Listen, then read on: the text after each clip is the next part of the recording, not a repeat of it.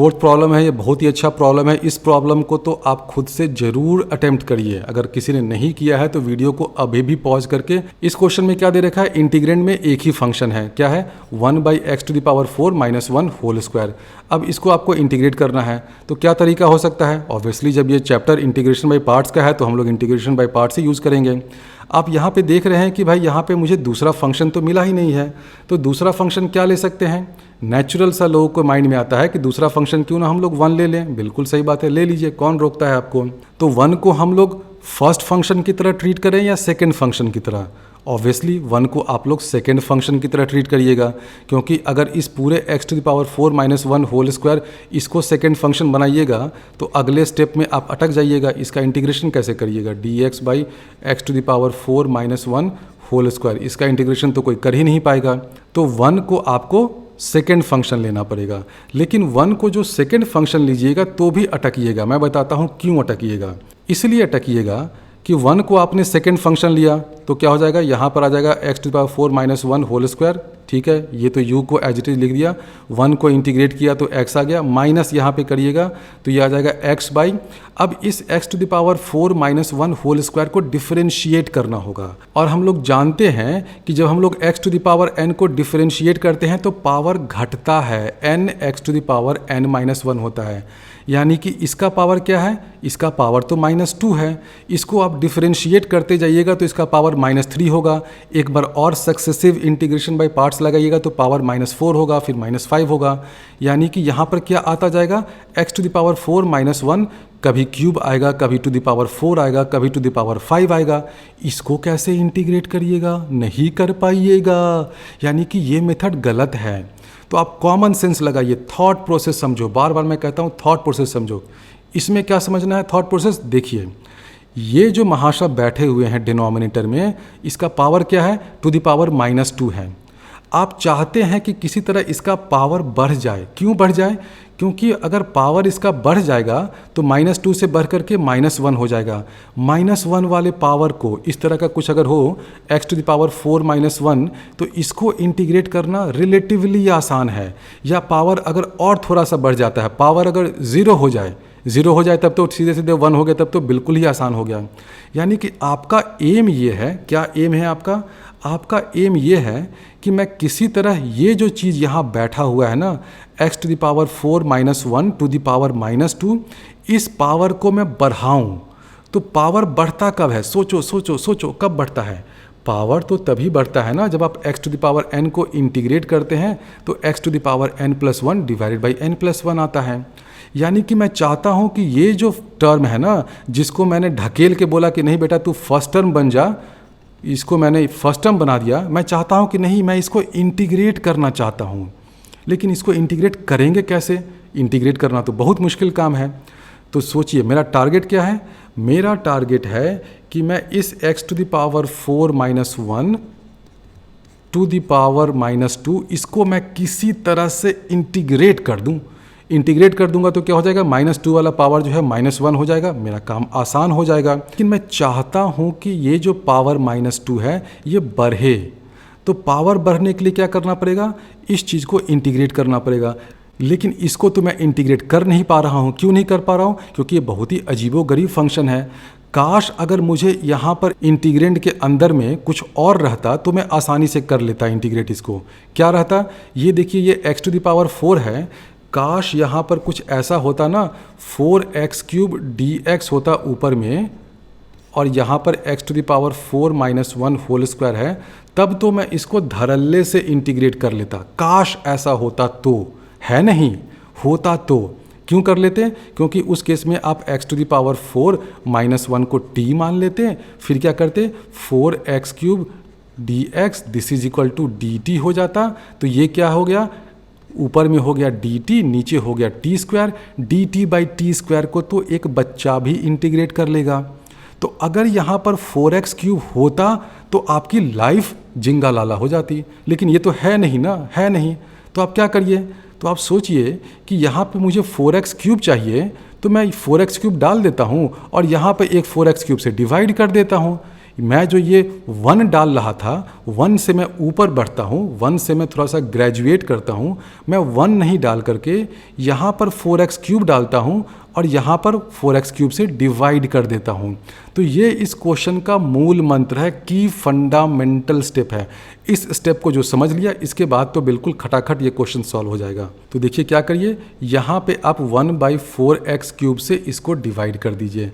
अब आप क्या करिए, इस चीज़ को आप फर्स्ट फंक्शन लीजिए, बिल्कुल ले सकते हैं, कोई रोक टोक नहीं है, क्योंकि 1/4x³ क्या है, इसको डिफरेंशिएट करना भी आसान है, इंटीग्रेट करना भी आसान है, अलजेब्राइक फंक्शन तो बहुत आसान होता है। और इस चीज़ को ले लीजिए सेकेंड फंक्शन, पूरे 4x³ बाई दिस थिंग को, इसको सेकेंड फंक्शन लीजिएगा तो इसको आप आसानी से इंटीग्रेट कर सकते हैं। आप x⁴ को t मान लीजिए, आसानी से इंटीग्रेट हो गया। तो यही अब मैं करता हूँ, इंटीग्रेशन बाय पार्ट्स लगाऊंगा। 1/4x³ को मैं फर्स्ट फंक्शन लूँगा और ये जो बचा हुआ चीज़ है इसको मैं सेकेंड फंक्शन लूँगा। तो इंटीग्रेशन बाय पार्ट्स में देखिए ये भी कभी कभी करना पड़ता है कि आपको इंटीग्रेंड के अंदर कोई नया टर्म, नया एक्सप्रेशन, नया फंक्शन घुसाना पड़ता है। क्यों घुसाना पड़ता है? ताकि आपकी लाइफ आसान हो जाए। जनरली हम लोग बच्चों को समझाते हैं कि अच्छा एक ही टर्म है तो आप ये करो ना, 1 को यहाँ पे घुसा दो, 1 को घुसाने से आपका लाइफ आसान हो गया। जैसे कि मान लीजिए कि ln x वाले क्वेश्चन में करते हैं, या ये क्वेश्चन होता है ना कि tan इनवर्स x dx को इंटीग्रेट करो, तो एक फंक्शन हम लोग यहाँ पर 1 एज्यूम कर लेते हैं। तो ये 1 एज्यूम करना तो नन्हे मुन्ने बच्चों वाला खेल हो गया। ये वाला जो चीज़ हुआ ना कि 1/4x³ को घुसाना, ये बड़े लोग करते हैं। तो यहाँ पर अब देखिए मैंने क्या किया, 1/4x³ किया। अब इसको आप इंटीग्रेट कर दीजिए। तो फर्स्ट फंक्शन है 1/4x³, तो भाई तुम एज इट इज आ जाओ। सेकेंड फंक्शन ये पूरा है, इसको इंटीग्रेट करना आसान है, इसको इंटीग्रेट करिएगा तो ये हो जाएगा -1/x⁴ - 1। ये कैसे आया? इस चीज़ को इंटीग्रेट करने से। इसको मैंने सेकेंड फंक्शन लिया है, इसको इंटीग्रेट करिएगा तो ये आ जाएगा। x⁴ को आप t मान लीजिए, उसके बाद खटाखट देखिए ऊपर में dt हो जाएगा, इंटीग्रेट किया तो ये आ जाएगा। अब अगला टर्म क्या हो जाएगा, माइनस ये करिए, इस चीज़ को एज इट इज़ लिखिए, -1/x⁴ - 1। फिर यहाँ पर आ जाएगा 1/4x³ का डिफरेंशियल कोएफिशिएंट। इसको डिफरेंशिएट करना बहुत आसान है। क्या हो जाएगा, ये है x⁻³ तो डिफरेंशिएट करिएगा तो ये हो जाएगा x⁻³ है, तो -3 डिवाइडेड बाई 4 तो रहेगा ही, और नीचे में आ जाएगा x⁴। तो ये कैसे आया, ये सबको समझ में आया होगा।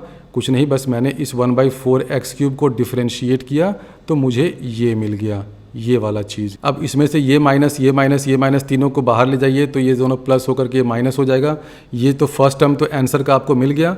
सेकेंड टर्म क्या हो जाएगा, आंसर का सेकेंड टर्म इस तरह का कुछ होगा, -3/4 बाहर निकल गया और अंदर में इंटीग्रल में बचेगा 1/x⁴ - 1 इंटू x⁴ dx। अब इसको इंटीग्रेट करना बहुत आसान है। इसको कैसे इंटीग्रेट करिएगा, सबसे पहले आप देखिए कि ऊपर में 1 है तो आप इसको ऐसे लिख दीजिए ना, x⁴ माइनस x⁴ - 1 ऐसे लिख सकते हैं। ऐसे लिखने के बाद आप इसको डिवाइड कर दीजिए, 2 फ्रैक्शन में ब्रेक कर दीजिए। तो 2 फ्रैक्शन में ब्रेक करिएगा तो देखिए क्या हो जाएगा। अब मैं थोड़ी देर के लिए इस -3/4 को भूल जाता हूँ, लास्ट में जो भी आंसर आएगा उसको -3/4 से मल्टीप्लाई कर दीजिएगा। तो ये वाला जो इंटीग्रल है कुछ इस तरह का आ जाएगा, 1/x⁴ - 1 माइनस 1/x⁴, और dx वगैरह तो रहता ही है।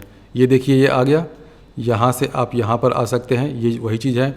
अब 1/x⁴ - 1 इसको कैसे इंटीग्रेट करिएगा, इसको भी आप ये करिए कि ऊपर में जो 1 है इसको मैं 2 कर दूँ और यहाँ पे हाफ कर देता हूँ। तो इससे क्या होगा, देखिए हाफ कर दिया। अब ये मैंने क्यों किया, इसलिए किया कि x⁴ - 1 इसको भी मैं पार्शियल फ्रैक्शन में ब्रेक कर देता हूँ। इसका फैक्टर क्या होगा, x² - 1 इंटू x² + 1 होगा। अब ऊपर में जो 2 मैंने किया है इसलिए किया है कि इसको मैं लिख दूंगा x² + 1 माइनस x² - 1। इस 2 को मैं ऐसे लिख दूंगा, x² + 1 माइनस x² - 1। ये लिखने के बाद और ये जो फैक्टर है तो आप इसको पार्शियल फ्रैक्शन में ब्रेक कर सकते हैं। ये सब सिंपल पार्शियल फ्रैक्शन में ब्रेक करने के टेक्निक हैं। आपको धीरे धीरे ये सब चीज़ आना चाहिए कि डायरेक्टली आप हाफ लिख दीजिए, ऊपर 2 कर दीजिए, ऐसे ऐसे कर दीजिए। नहीं तो आप वो जो MN वाला मेथड है ना, जो रूटीन मेथड होता है कि पार्शियल फ्रैक्शन में कैसे ब्रेक करते हैं, उससे भी कर सकते हैं। तो ये सब जब आप करिएगा तो यहाँ पर आ जाएगा 1/x² - 1 माइनस 1/x² + 1। ये सब रहेगा ही, और दूसरा ये टर्म हो जाएगा -1/x⁴ dx। तो अब इसको इंटीग्रेट करना तो बहुत आसान है, ये तो सिंपल फॉर्मूला हो गया ना। आंसर क्या हो जाएगा, हाफ ये रहेगा ही, इसका क्या इंटीग्रल होगा 1/2a ln x - 1/x+1। तो इसको आप ऐसे कर दीजिए 1/2a, 1/2 तो एक बाहर है ही, 1/2 ln हो जाएगा x - 1/x+1, ये मॉड भी लगा दीजिए। इसका इंटीग्रल क्या हो जाएगा, 1/x² + 1 है तो इसका इंटीग्रल हो जाएगा tan इनवर्स x, बिल्कुल हो गया, ब्रैकेट ये बंद करिए, माइनस इसका इंटीग्रल क्या हो जाएगा 1/x⁴ है, नीचे में आ जाएगा -3, यहाँ पे आ जाएगा x³। तो ये मैंने पूरे को इंटीग्रेट कर दिया, तो ये इतना लंबा इसका आंसर हो जाएगा। इस चीज़ में -3/4 पूरे से मल्टीप्लाई कर दीजिएगा, और जो पहला टर्म था जो मैंने बिल्कुल शुरुआत में ही इंटीग्रेशन बाय पार्ट्स का जो फर्स्ट टर्म लिखा था वो ऊपर ही छूट गया, वो हो गया। तो ऐसे इस क्वेश्चन को सॉल्व किया जा सकता है। तो देखिए इस क्वेश्चन में क्या क्या हमने किया, कितने सारे पापड़ बेले तब जाकर ये क्वेश्चन सॉल्व हुआ।